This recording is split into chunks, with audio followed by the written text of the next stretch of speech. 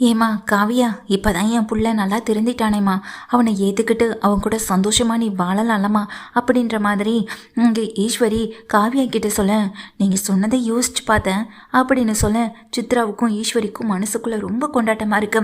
இவன் மனசு திருந்தி இங்கே போஸை ஏற்றுக்கிட்டு சந்தோஷமாக வாழ்ந்தாலே போதும், அதுக்கப்புறமா நம்ம நினச்சதெல்லாம் ஒன்று ஒன்றா இந்த வீட்டில் நடக்கும். நம்மளை எதிர்த்து பேசிட்டு போன அந்த தாமரைக்கும் அந்த சாவுத்திரிக்கும் திருப்பி கொடுக்குற அடியே இதுவாக தான் இருக்கும் அப்படின்னு நினச்சிட்டு இருக்காங்க. ஆமாம், நீங்கள் சொன்ன விஷயத்தை யோசித்தேன், அதை எல்லாரும் முன்னாடியே சொல்கிறது தானே சரியாக இருக்கும் அப்படின்னு காவியா சொன்னதை கேட்டுட்டு, இங்கே சரிம்மா வாமா நீ ஏன் எல்லார்கிட்டையும் சொல்லு, அவங்களும் சந்தோஷப்படட்டும்னு கீழே கூட்டிகிட்டு வராங்க. இங்கே போஸு, சேது, தமிழ்ச்செல்வி, ராஜாங்கம், மோகனா, அப்பத்தா எல்லாருமே இருக்காங்க. கீழே வர எங்கள் ஈஸ்வரி, ஐயோ மாமா, அந்த நான் கும்பிட்ட தாயி கண்ணை திறந்துட்டா, என் பிள்ளையும் மனசு மாறி என் மருமகளும் மனசு மாறி இனி ஒன்றா சந்தோஷமாக வாழ போகிறாங்க. இனிமே தான் என் வாழ்க்கையில் எல்லாம் நல்லதும் நடக்க போகுதுன்னு சொல்ல, என்னடி என்னென்னமோ உளறிட்டு இருக்கா உன் அத்தைக்காரி அப்படின்னு அந்த ஈஸ்வரியை பற்றி சௌத்ரியும் தாமரையும் பேசிக்கிட்டு இருக்க.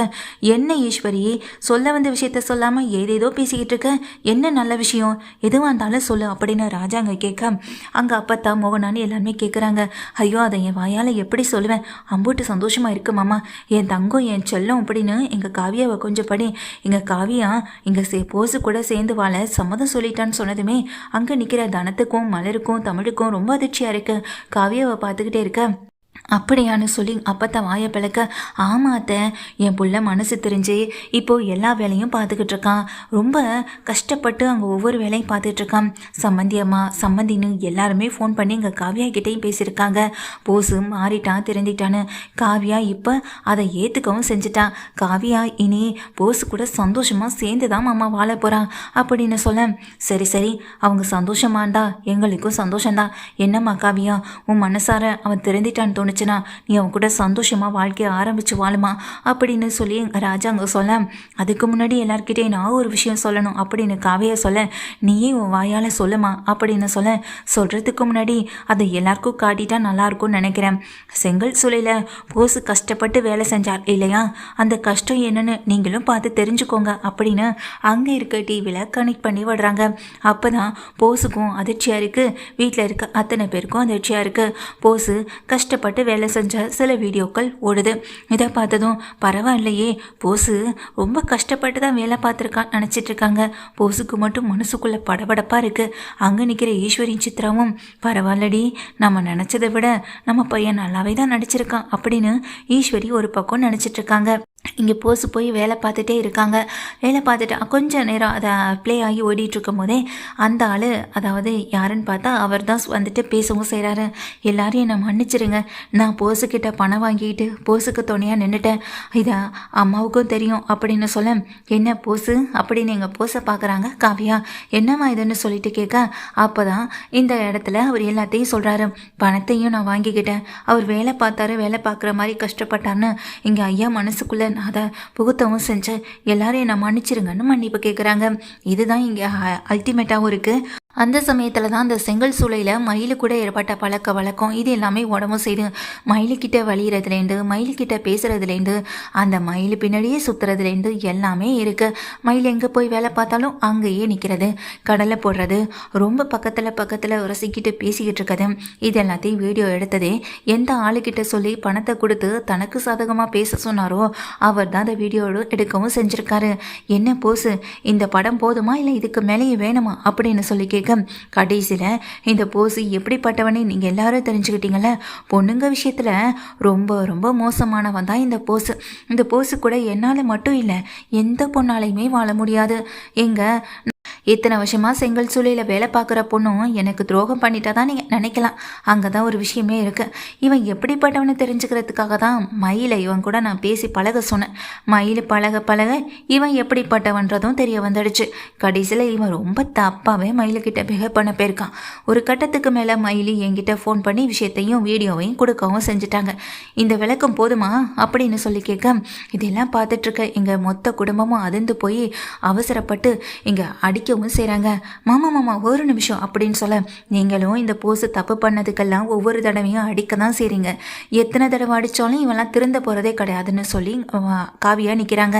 அப்பத்தாவும் பின்ன என்னம்மா பண்ணுறது, நானும் ஒரு நிமிஷம் திருந்திட்டா நீங்கள் சந்தோஷமாக வாழ போகிறீங்கன்னு சந்தோஷப்பட்டேன்.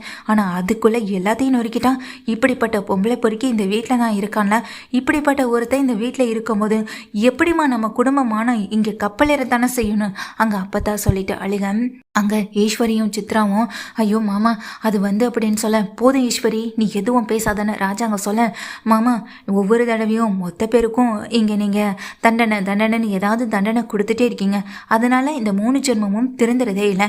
நான் ஒரு விஷயம் சொல்லட்டுமா, தண்டனைன்றது இங்கே பெரிய விதமாக இருக்கணும் இல்லையா அப்படின்னு சொல்லி கேட்க, ஆமான்ற மாதிரி ராஜாங்கோ செய்து தமிழ்னு எல்லாமே பார்க்குறாங்க காவியா சொல்கிறாங்க, ஒரு அம்மாவா தன் மகனை எந்த இடத்துல தட்டி கேட்டு வளர்க்கணுமோ அந்த இடத்துல தட்டி கேட்காம தட்டி கொடுத்து வளர்த்துருக்க அம்மாவை நான் இப்போ தான் முதல் தடவையாக பார்க்குறேன்.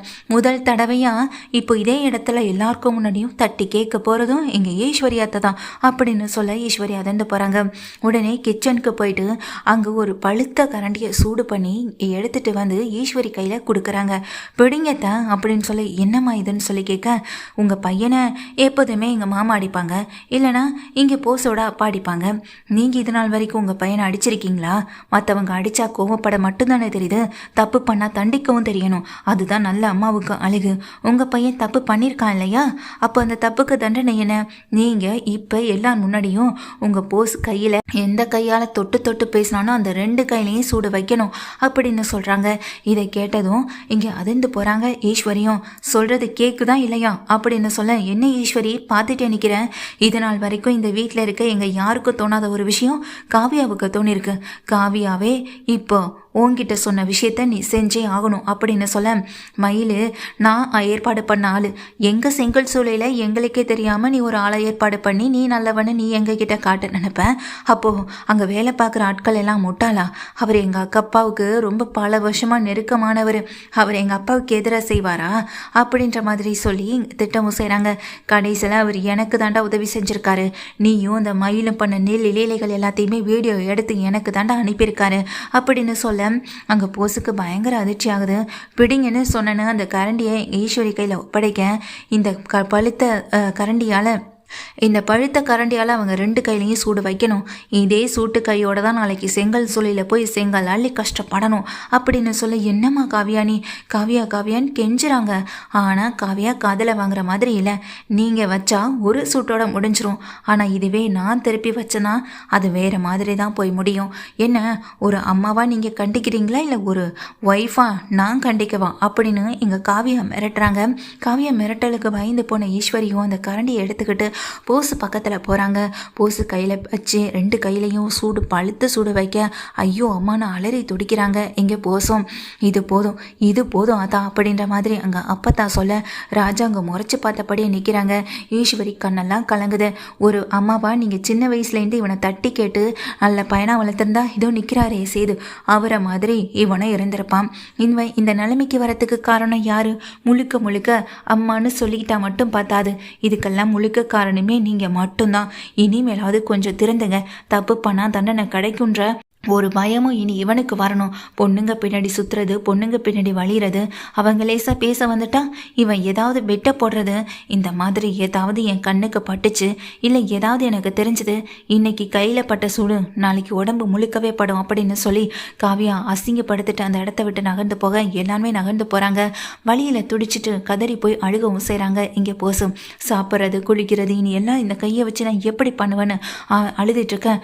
காவியா ஒரு நாள் உனக்கு இருக்கு, உன்னை சும்மா விடமாட்டேன்டி அப்படின்னு அங்கே நின்றுட்டு இருக்க ஈஸ்வரியும் சித்ராவும் ஒரு மாதிரி நினச்சி கோபத்தோட போஸை கூட்டிகிட்டு உள்ளே போக, எங்கே போகிறீங்கன்னு திரும்ப வந்த காவியா தட்டுறாங்க. எதுவாக இருந்தாலும் அவனுக்கு பார்த்துக்க தெரியும், அவன் தானே செங்கல் சூளையில் போய் என்ன பண்ணணும் எது பண்ணணும் அவனுக்கு தெரியுதுல்ல, எல்லாத்தையும் தூண்டி விடுறது நீங்களும் எனக்கு தெரியும். இனிமே போஸ் கூட உங்களுக்கு எந்த வேலையும் கிடையாது. போஸ் கூட ஏதாவது பேசினதோ பழகிறதோ அப்படின்னு நான் பார்த்தேன். அப்புறம் என்ன நடக்குனே தெரியாதுன்னு சொல்லி கண்டிச்சு விடுறாங்க. அந்த இடத்த விட்டு ஈஸ்வரி சித்ரா அழுதுகிட்டே ரூம்குள்ளே உள்ள போக, இங்கே நின்றுட்டு இருக்க போஸ் என்ன பண்ணிட்டு இருக்க, கிளம்பு முதல்ல. இதெல்லாம் பெரிய தண்டனையே கிடையாது. இதை விட கொடூரமான தண்டனை இனி நீ நடந்துக்கிறத பொறுத்து இந்த வீட்டில் கிடைக்கும். யாரையாவது ஏமாத்தணும்னு நினச்சேன், முழுசாக திருந்தி வாழணும்னா வாழு, இல்லைன்னா இந்த வீட்டை விட்டு வெளியே ஓடிடு அப்படின்னு அங்கே இருக்க காவியாவும் போஸை பார்த்து கண்ணா பின்னான்னு திட்டிடுறாங்க. போஸு மனசுடைஞ்சு அழுதுகிட்டே நிற்கிறாங்க. மயிலி இவ ஏற்பாடு பண்ண ஆளான்ற ஒரு அதிர்ச்சியோடு நிற்கிறாங்க.